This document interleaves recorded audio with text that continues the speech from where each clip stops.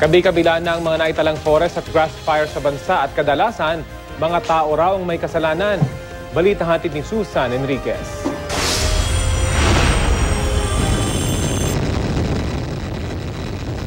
Umabot na sa mahigit 300 ektarya ang nasunog sa bahagi ng Mount Apo, pero kontrolado na ang apoy sa bahagi ng Cotabato at Digos City.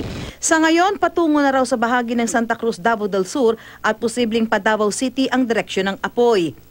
Ang sabi-sabi doon, may 3 camper doon, hindi nila namalayan pagluto nila na napabayaan nila yung apoy, so hindi na nila kinayanan hindi na nila kinayanan na pugsain pa nila yung apoy.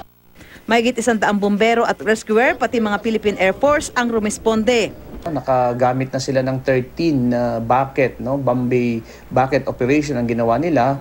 Sa ngayon na medyo umuulan-ulan ay nahinto muna ito. Nasunog din ang 1 ektaryang bahagi ng Mount Matutum sa Tupi, South Cotabato.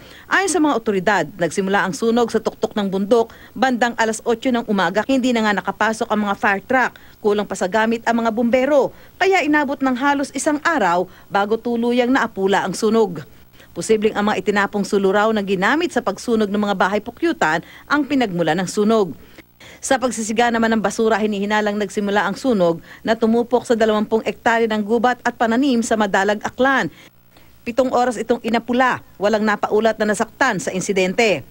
Nag-operate po kami ng fire suppression para huwag po madama yung government building natin doon, yung paaralang elementarya ng Barangay Tigbawan at saka yung ilang kabahayan. Noong 2015, umabot sa 176 ang naitalang forest at grass fire sa buong bansa. Ngayon taon, tinukoy ng Pag-asa ang mga lugar kung saan nanganganib magka-forest o grass fire dahil sa El Nino. Kabilang dito ang Quezon Province, Albay, Camarines Norte, Antique, Northern Samar, Western Samar at North Cotabato.